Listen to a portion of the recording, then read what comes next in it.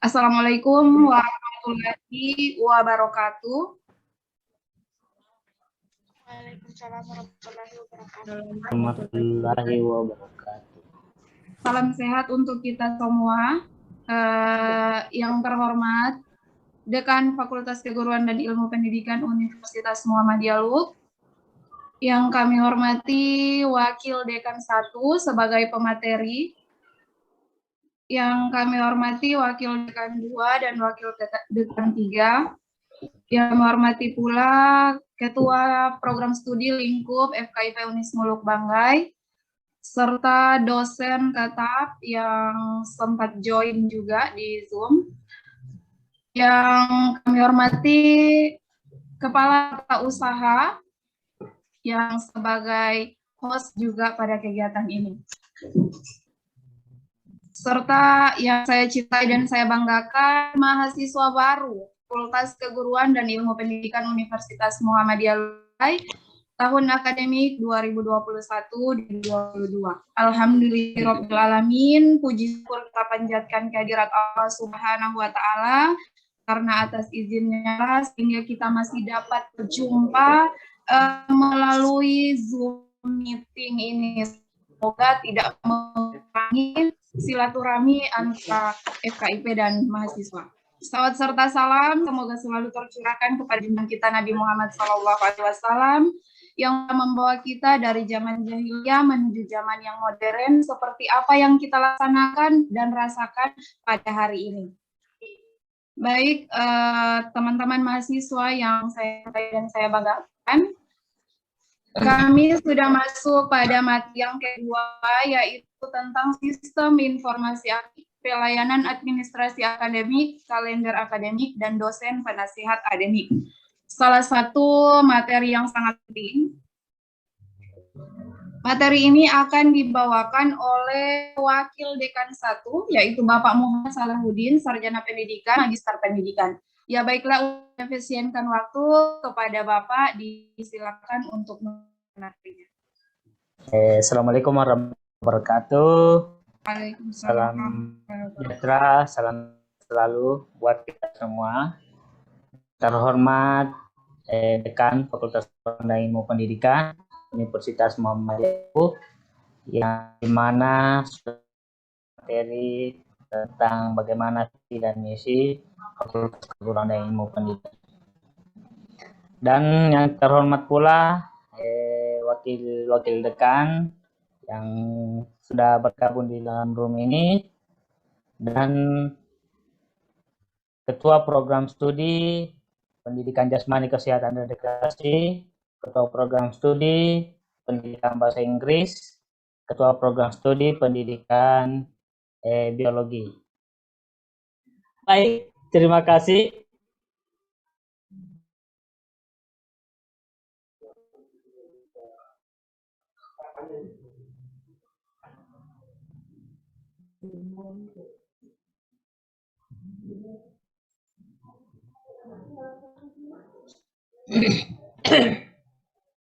Jadi ini profil dari saya yang dimana sudah disebutkan juga tadi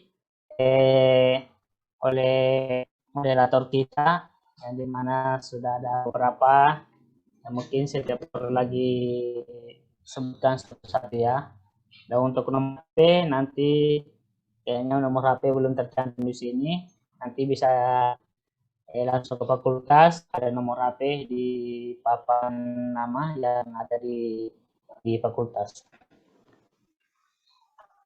Baik, kita lanjut untuk adik-adik semua bahwa sistem informasi akademik, pelayanan akademik, kalender akademik,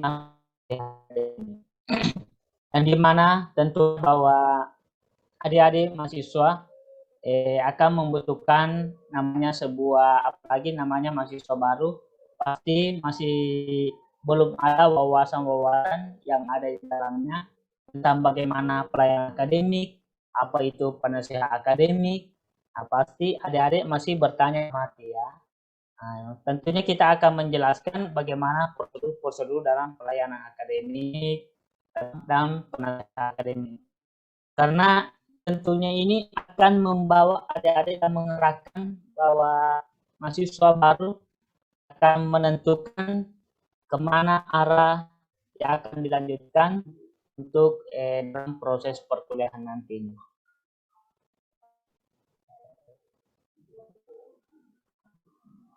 Oke, yang pertama sistem informasi dan pelayanan akademik. Istilah penting dalam perkuliahan yang adik-adik harus tahu bahwa ada namanya SKS, sistem kredit semester. Di mana SKS ini yang akan adik-adik mahasiswa akan tempuh selama 4 tahun. Ya. Itu tergantung dari prodi, akan menempuh rata-rata menempuh itu 146 SKS. Mulai dari semester 1, semester 2, semester 3, sampai semester akhir atau semester 8. Nah, di dalam setiap semester itu hanya maksimal bisa memprogram jumlah SKS itu maksimal 24 SKS. Tidak boleh lebih ya. Tapi kalau kurang tidak jadi masalah. Tetapi kalau lebih itu tidak bisa lebih.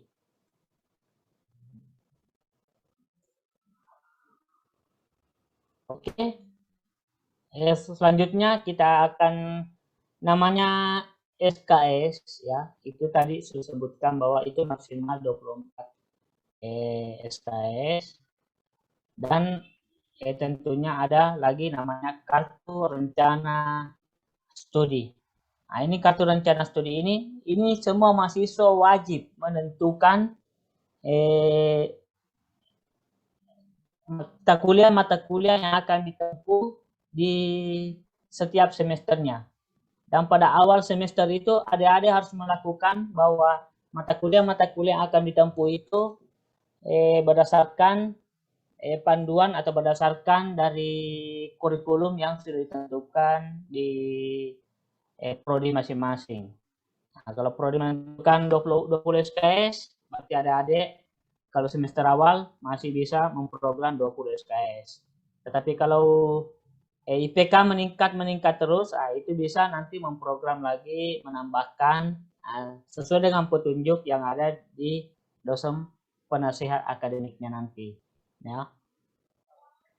Dan untuk KRS ini diprogram setiap awal semester dan akan dijadikan acuan di dalam perkuliahan tersebut adalah absensi perkuliahan. Ya. Kalau adik-adik tidak mengikuti perkuliahan, berarti percuma saja adik-adik semua akan mengisi KRS ini, kartu rencana studi ya. Kalau kalian sudah rencanakan tetapi tidak dilanjutkan atau tidak dilaksanakan, itu namanya sia-sia.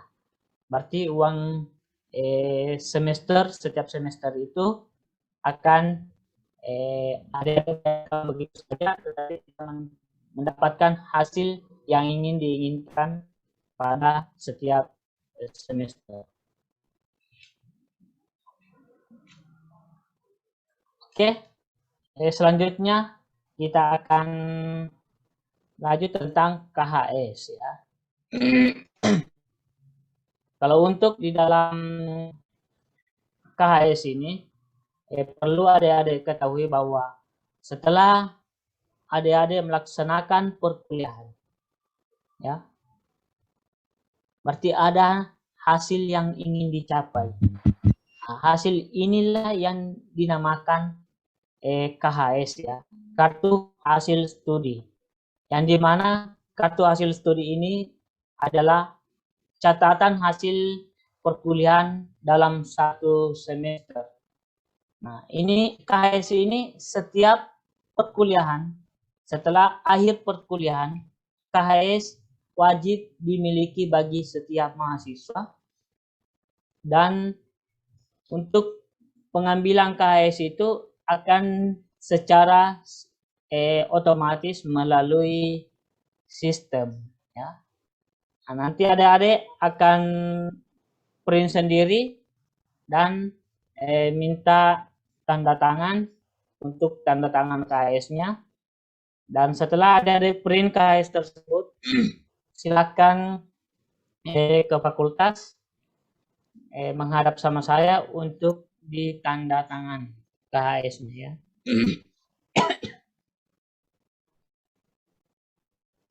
Dan ini KHS ini juga akan adik-adik kumpulkan mulai setiap semester, harus dikumpulkan dan disimpan dengan sebaik-baiknya karena akan dikumpul mulai dari semester 1 sampai semester akhir di dalam penentuan atau pembuatan transkrip nilai ya. Nah, di sini juga adik-adik bisa mengetahui bahwa apakah nilainya adik-adik semua sudah tuntas apa belum, apakah ada yang mendapat nilai A, B, C, D, dan E. Nah, setelah kalian melihat KHS tersebut ada nilai bermasalah, silakan berhubungan dengan dosen pengampu mata kuliah untuk melakukan perbaikan-perbaikan secara akademik, berhubungan langsung dengan dosennya untuk minta kebijakan dalam perbaikan-perbaikan. Tetapi kalau ada mahasiswa tidak pernah masuk perkuliahan, biasanya dosennya agak susah untuk memberikan perbaikan di dalam penilaian tersebut. Palingan kalau kalian sudah dapat error, palingan ujung-ujungnya akan mengalami program ulang ya. Itu yang adik-adik harus camkan di dalam diri baik-baik, bahwa kalau kalian sudah memprogram namanya mata kuliah, merencanakan mata kuliah, berarti kalian harus mendapatkan hasilnya. Hasil yang akan kalian capai itu usahakan hasil yang maksimal ya. Jangan hanya asal-asalan mendapatkan hasil. Yang penting dapat DE, itu kalau hasil DE itu percuma saja ya. Itu tidak ada gunanya kalian mengikuti perkuliahan ya. Oke, selanjutnya nah, ini namanya IPK ya, indeks prestasi kumulatif ya. Nah, ini IPK, setiap mahasiswa akan melihat berapa IPK dalam setiap semester. Nanti tentunya kalian akan tahu dan akan merasa bangga pada saat pengambilan KHS dengan melihat IPK masing-masing mahasiswa. Apabila sudah mendapatkan melihat IPK 4,00, pasti akan kalian merasa bangga dan merasa puas melihat hasil penilaian yang satu semester yang adik-adik ikuti ya. Tetapi kalau kalian melihat IPK hanya 1,0, aduh itu sangat disayangkan ya kalau hanya bisa mencapai IPK 1,0. Minimal IPK yang bisa adik-adik dapatkan ya 3,00 ya. Kalau sudah dapatkan 3,00 itu sudah istilahnya sudah bagus lah.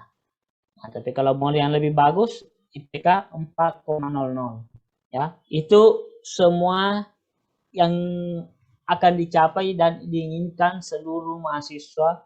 Yang namanya mahasiswa akan menginginkan IPK yang sangat terbaik atau IPK 4,00. Itu semua idaman-idaman bagi seluruh mahasiswa. Tapi itu tergantung dari adik-adik mahasiswa bagaimana mau mendapatkan IPK itu. Bagaimana usaha-usaha yang akan dilakukan. Apakah bagaimana kerja-kerja yang akan dilakukan. Apakah sesuai dengan prosedur di dalam proses perkuliahan. Ya. Itu. Oke, selanjutnya informasi akademik. Nah, yang pertama pengambilan KRS ya. Pengambilan KRS itu dilakukan setiap awal semester dengan persyaratan melakukan pembayaran minimal 50% dengan dibuktikan slip pembayaran atau bukti transaksi lainnya bahwa sudah melakukan pembayaran dari SPP dan BPP itu minimal 50% dari yang sudah ditentukan setiap prodi. Ya. Dan di dalam pengambilan KRS ini, adik-adik perlu ketahui juga bahwa untuk masuk di dalam fakultas itu harus membiasakan diri atau membudayakan sopan santun dan tata krama dan cara berpakaian, ya, berpakaian menarik.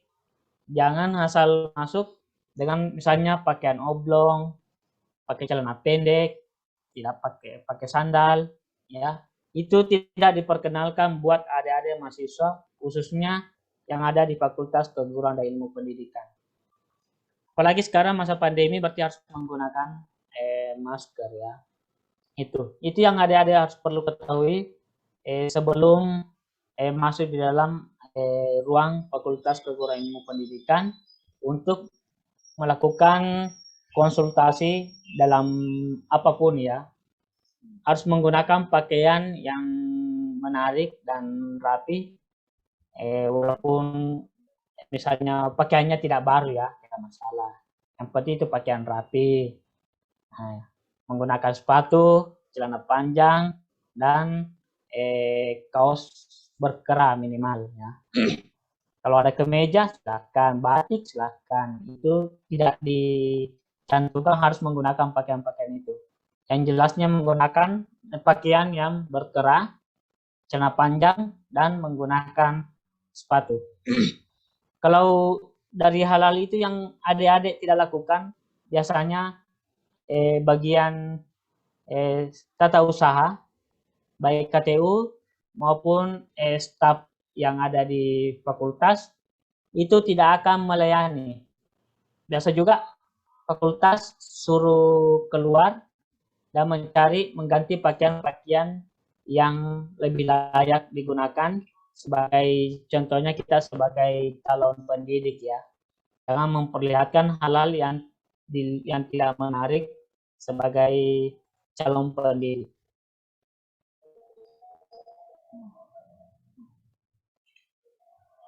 Oke, selanjutnya kita beralih di dalam pengisian KRS. Setelah mahasiswa mengambil KRS di bagian tata usaha, nah, tentunya akan dilakukan pengisian KRS itu mahasiswa. Nah, dan sebelum pengisian KRS ada namanya dosen penasihat akademik. Itu akan dibagi, dosen penasihat akademik akan dibagi dari prodi masing-masing. Dan nantinya tentunya adik-adik akan dibagikan, ya, bahwa dosen penasihat akademinya atas nama ini.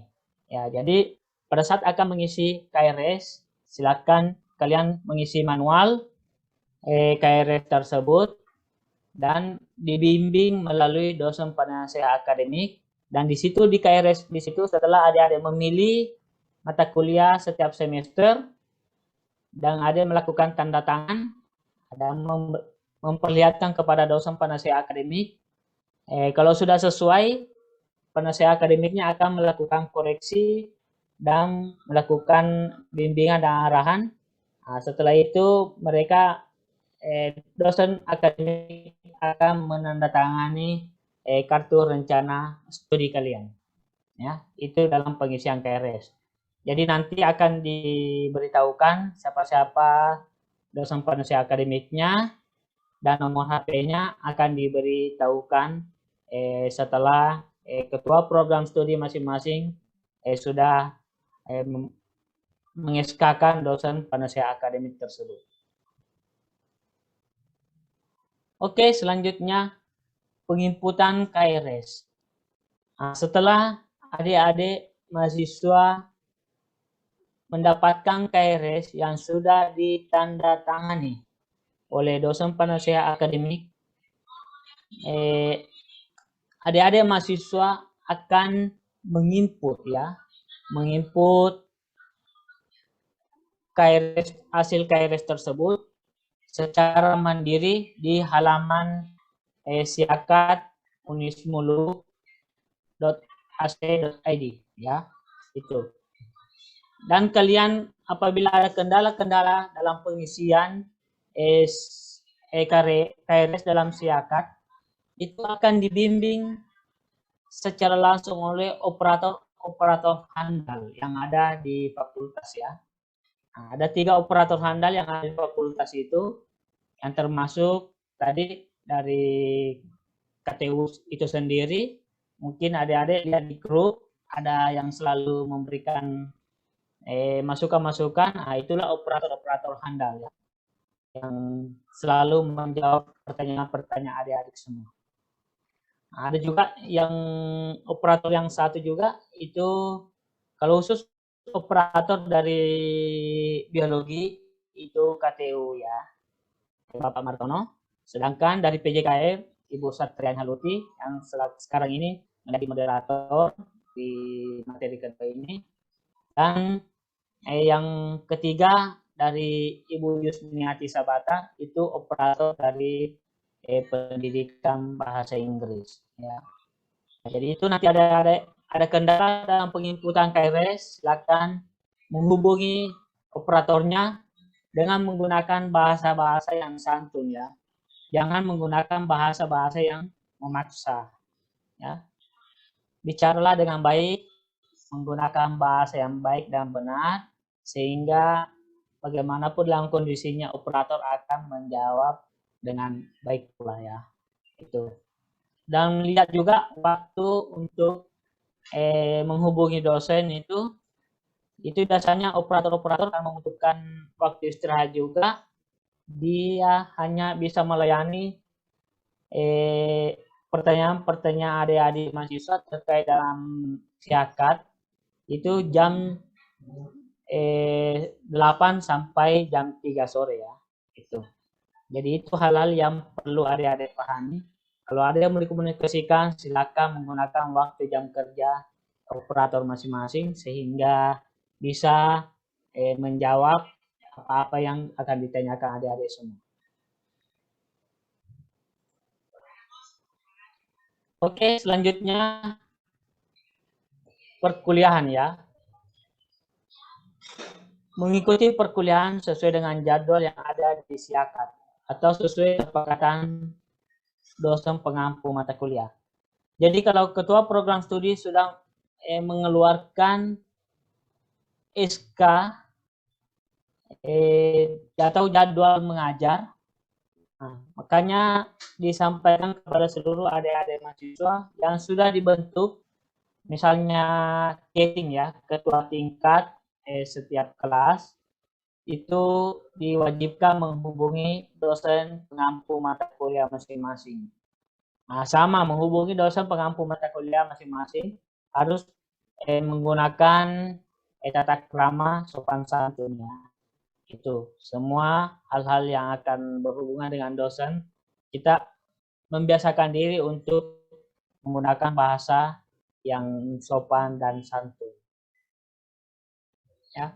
Untuk jadwal perkuliahan biasanya dosen menyepakati harinya sesuai dengan kesepakatan dengan adik-adik mahasiswa itu sendiri. Ya. Itu silakan dikomunikasikan dengan dosen pengampu mata kuliah, dan kalau hal-hal ada yang terkait mungkin perubahan itu tergantung dari dosen pengampu mata kuliah, mungkin dirubah jamnya, waktunya, itu sesuai kesepakatan adik-adik mahasiswa. Kalau sepakat dilanjutkan, kalau tidak berarti tidak bisa dilanjutkan. Ya begitu ya untuk adik-adik mahasiswa. Nah, selanjutnya inilah gambaran atau foto-foto dari senior-senior yang sudah kuliah. Ini semua ini mahasiswa yang sekarang semester 7 ya.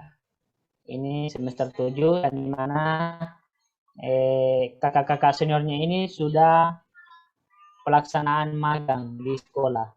Jadi mereka semua sudah jadi guru ya, calon guru atau sudah menjadi guru di sekolah yang ditempatkan. Nanti kalian juga akan menuju ke sana. Oke, selanjutnya untuk dalam pengisian siakat ya. Mungkin adik-adik perlu tahu bahwa setelah melihat laman ini, mungkin adik-adik pernah melihat sebelumnya ya. Nah, ini link yang adik-adik harus ketahui bahwa untuk login di siakat Unismulu, nah, harus klik ini siakat unismulu.ac.id ya. Nah, ini yang warna merah di bawah ini yang diketik di Google dan akan terbuka. Dan setelah terbuka dari siakat, hanya perlu diperhatikan bahwa hanya bisa diakses menggunakan komputer atau laptop ya, dan belum bisa diakses secara mobile menggunakan HP. Jadi pada saat adik-adik mahasiswa mau login, usahakan cari komputer atau laptop yang supaya adik-adik bisa mengakses siakat Unismulu ya. Ini contoh-contoh gambar yang bisa adik-adik gunakan ya. Bagaimana menggunakan siakat? Nah, menggunakan siakat itu berarti adik-adik harus mengklik siakat.unismulu.ac.id ya. Itu. Ini halaman link yang harus adik ketahui. Nanti kalau adik-adik mempunyai laptop masing-masing, kalau perlu ini password dan username disimpan secara otomatis supaya pada saat dibuka tidak perlu lagi cari username dan cari passwordnya ya. Nah, ini model gambar tampilan setelah adik-adik klik link tersebut akan muncullah model layout seperti ini. Di sini ada tulisan username, ada tulisan password, baru klik login ya. Itu. Nah, ini username, isikan username kalian, isikan password kalian, terus klik login. Nah, itulah yang adik-adik harus langkah-langkah yang harus kalian perhatikan. Karena kalau kalian tidak perhatikan ini akan kesulitan di dalam pengisian siakat, baik dalam pengisian KRS maupun dalam pengimpunan atau melihat nilai-nilai ya hasil perkuliahan dan pembayaran setiap semester yang akan adik-adik bayarkan. Oke, bagaimana memperoleh akun username dan password untuk akses di siakat? Nah, inilah username yang biasanya digunakan akun siakat ya.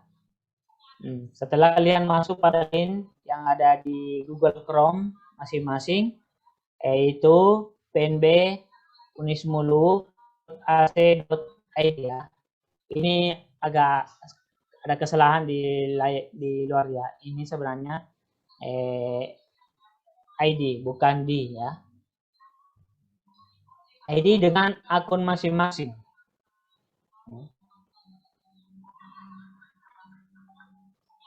Nah, ini adalah NPM kalian, berarti nomor pokok mahasiswa.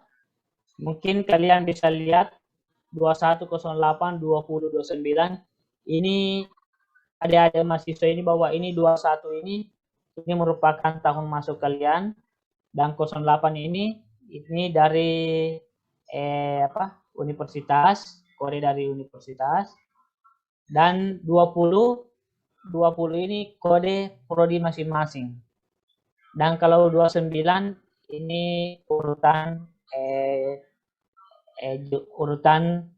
masuk mahasiswa ya. Urutan misalnya 29 berarti mahasiswanya urutan ke-29 ya. Kalau biasanya ini prodi PBI ya. Kalau untuk prodi PJKR ini 20 diganti menjadi 10. Nah, kalau untuk prodi biologi itu ini 20 diganti jadi 30. Ya, nanti adik-adik mungkin sudah melihat sendiri, sudah melihat NPM yang adik-adik masing-masing di akunnya ya. Bagi yang sudah melakukan pembayaran berarti sudah bisa melihat NPM-nya ya. Dan inilah username dan password nantinya akan diberikan ya diberikan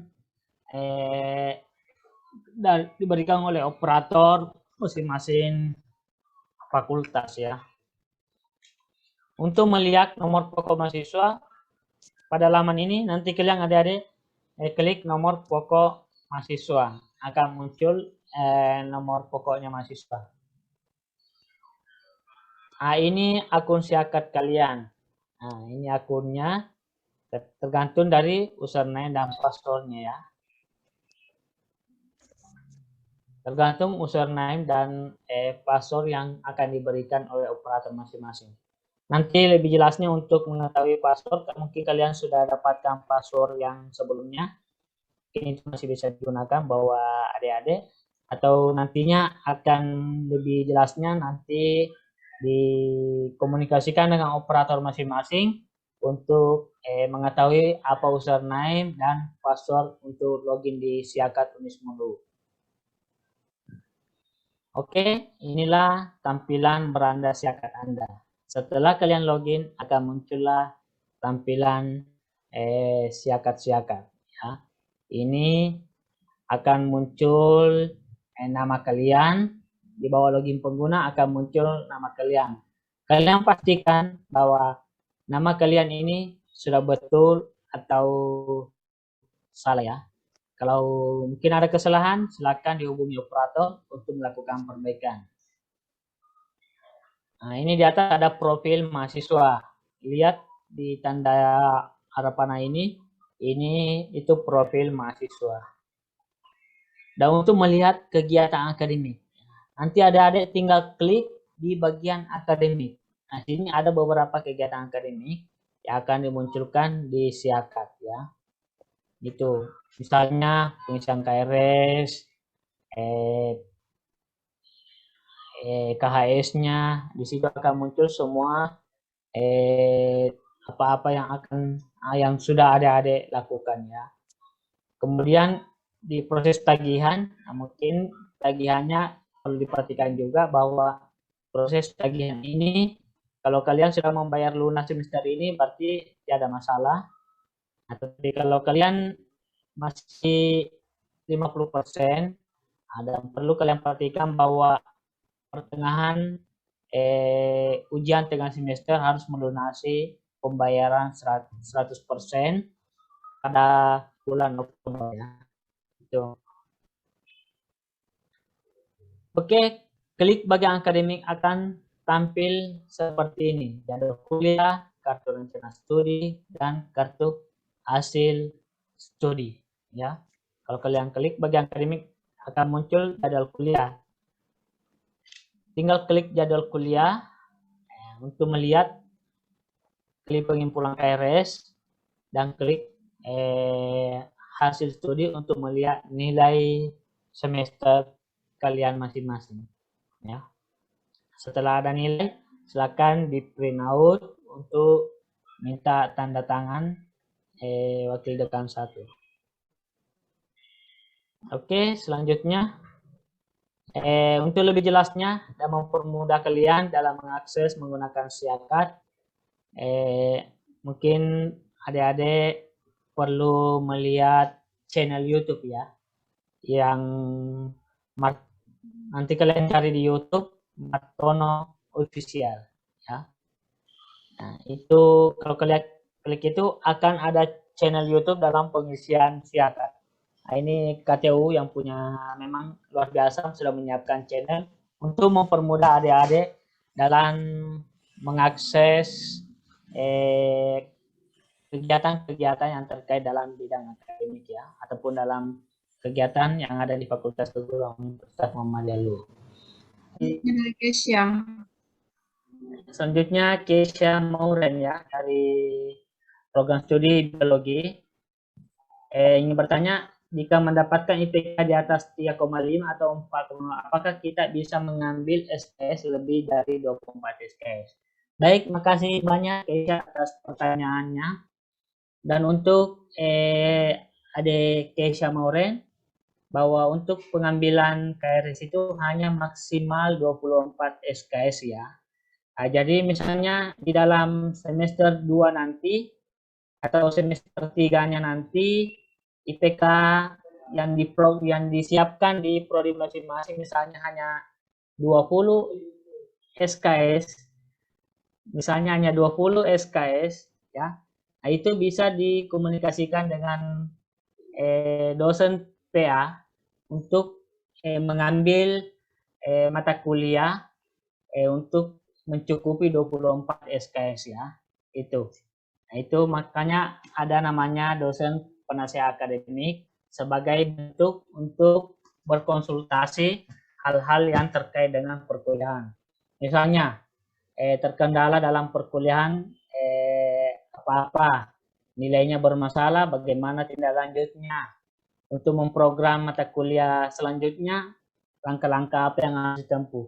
Nah, inilah tugas dan fungsi sebagai dosen penasihat akademik yang selalu memberikan bimbingan kepada mahasiswa yang membutuhkan. Jangan hanya muncul pada saat mau tanda tangan KRS, jangan ya. Nah, kalau ada hal-hal yang terkait yang berhubungan dengan perkuliahan, berhubungan dengan akademik, silahkan menghubungi dosen penasihat akademiknya ya, atau ketua program studi. Itu bisa kalau dosen penasihat akademik tidak sempat, ketua program studi bisa dijadikan untuk sebagai konsultasi di dalam akademik. Oke, terima kasih Adik Kesha atas pertanyaannya. Dan selanjutnya dari PBI Nurfitra Adasa. Pengisian KRS dilakukan secara offline dan pengisian KRS itu kapan? Terima kasih. Ya, untuk pengisian KRS secara untuk ada offline dan ada online ya. Offline ini sebagai bentuk karena di sistem mungkin belum mencantumkan dosen penasihat akademiknya ya. Jadi makanya dilakukan offline dulu melalui ambil KRS secara manual di bagian data usaha, baru kalian isi, konsultasikan dengan pembimbing dan tanda tangan dosen PA ya, penasihat akademiknya, sehingga pada saat terbuka offline bisa diisi secara langsung di Siakat. Pengisian KRS itu kapan? Itu pengisian KRS sudah minggu depan, mungkin operator sudah menyediakan KRS ya minggu depan. Nantinya tetap akan dikonsultasikan ya. Itu. Ya, ada lagi dari Agista. Mana lagi? Agista itu izin bertanya Pak, 1 SKS itu berapa pertemuan? Baik, terima kasih Agista ya. Agista dari biologi itu setiap SKS ya, bukan setiap SKS. Dalam setiap mata kuliah, misalnya 1 SKS, 2 SKS, 3 SKS, 4 SKS, itu pertemuannya sama ya. Itu pertemuan maksimal 16 minimal 12 kali pertemuan dan maksimal 14 kali pertemuan ya. Itu di luar dari ujian tengah semester dan ujian akhir semester. Jadi semuanya 16 kali pertemuan. Ya, itu setiap mata kuliah, bukan setiap SKS ya. Tapi setiap mata kuliah, itu pun berapapun SKS-nya.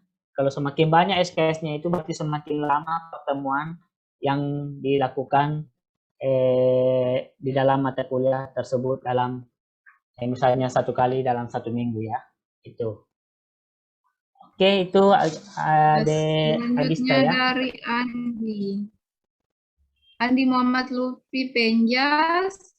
Ada penjelasan lebih jelasnya lagi kenapa akun Siakat hanya bisa dibuka di laptop saja, tidak bisa menggunakan HP. Ya, untuk Andi Mukti, terima kasih atas pertanyaannya ya. Karena di dalam Siakat ini belum secara terintegrasi dengan HP ya. Masih proses perbaikan untuk mungkin 2 tahun atau 1 tahun ke depan nantinya itu sudah bisa menggunakan HP. Karena untuk sementara masih proses perbaikan dalam penggunaan Siakat, makanya belum bisa diakses secara keseluruhan baik laptop dan HP ya. Tapi untuk sementara hanya masih bisa diakses dengan menggunakan komputer dan laptop. Terima kasih ya Dewi Mukti, karena itu menjadi memang pekerjaan dari kita atau tugasnya kita untuk memperbaiki sistem-sistem yang sudah ada, akan semakin kita tingkatkan untuk lebih baik lagi ke depannya. Iya, Oke, selanjutnya Sinta Lestari dari Prodi Bahasa Inggris mau bertanya, yang dimaksud mengikuti kuliah kerja nyata bagaimana?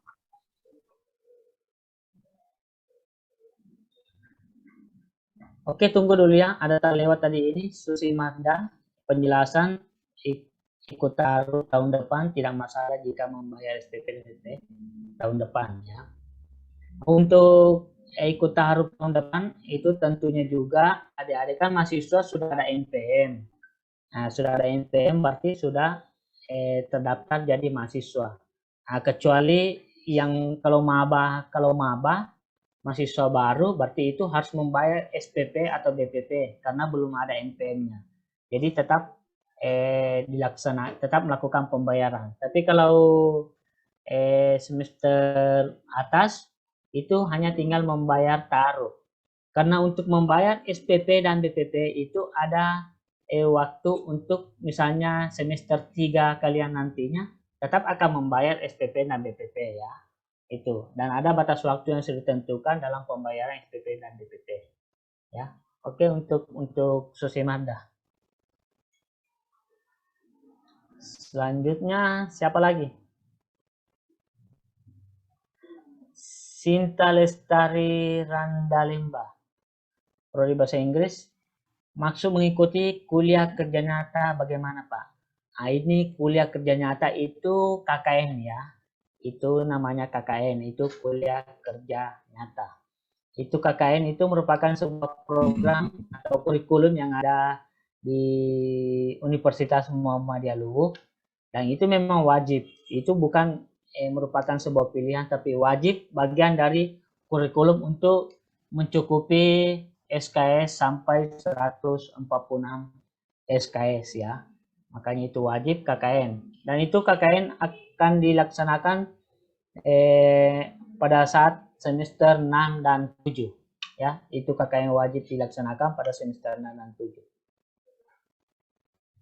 Nur Aini Intan Pertiwi, untuk mengikuti MIT harus menyelesaikan tagihan dengan menggunakan bukti tagihan. Bagaimana dengan yang bukti tagihannya hilang? Oke, Nur Aini, makanya saya sarankan dari sekarang ya, karena adik-adik mahasiswa baru awal, jadi semua bukti atau slip-slip pembayaran yang sudah kalian bayarkan itu kalian fotokopi dan disimpan baik-baik dalam satu map ya, supaya tidak mudah tercecer. Ini hanya langkah awal karena kalian masih awal, berarti hanya baru satu pembayaran ya. Berarti pembayaran taruh, pembayaran maba yang 300.000 dan SPP BPP sekarang ini kalian simpan baik-baik. Kalau kalian bayar melalui transfer, ada kertas keluar itu usahakan fotokopi secepatnya, karena itu bukti kertas yang keluar dari ATM itu akan hilang. Jadi fotokopi dan simpan baik-baik. Itu pun kalau nantinya misalnya ada bukti tagihan yang hilang, itu adik-adik bisa ke bagian keuangan untuk meminta bukti pembayaran itu ya, supaya kalian bisa fotokopi ulang. Ada biasanya bisa diminta di BPH ya, Badan Pembina Harian. Biasanya ada arsip-arsip semua pembayaran di situ. dan di keuangan. Itu salah satu cara untuk supaya mendapatkan buktinya lagi ya. Kalau untuk bukti tagihan ya, kalau untuk melakukan pembayaran bukti tagihan akan ada selalu di dalam siakat tersebut ya. Itu. Oke, selanjutnya. Selanjutnya Siti Nurhaliza dari Prodi Bahasa Inggris menanyakan berapa orang dosen penasehat akademik, apakah setiap prodi satu dosen? Oke, baik, terima kasih Siti Nurhaliza dari PBI. Untuk dosen penasehat akademik ya, itu akan dibagi dari kaprodi masing-masing. Misalnya satu dosen itu biasa mahasiswa ada 4, ada 7, tergantung berapa jumlah dosen ya. Jadi satu orang itu hanya satu dosen penasehat akademik ya. Jadi tidak banyak. Satu orang satu dosen penasehat akademik yang sudah dibuatkan dan ditetapkan dalam surat keputusan dekan nantinya ya. Jadi dalam setiap mahasiswa biasanya ada sama dosen penasehat akademik.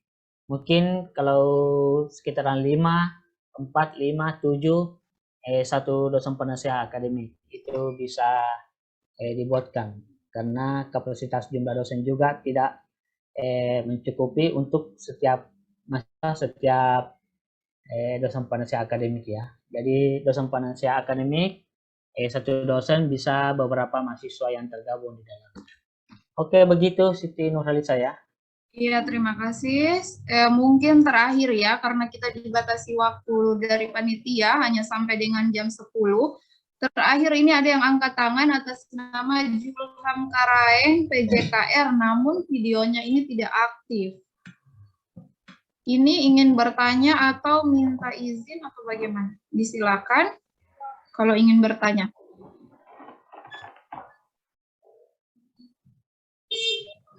PJKR Julham. Mau Ya. bertanya? Oh ya, silakan. Ya, silakan. Ya, silakan. Mohon maaf, Julham, suaranya ini menggema.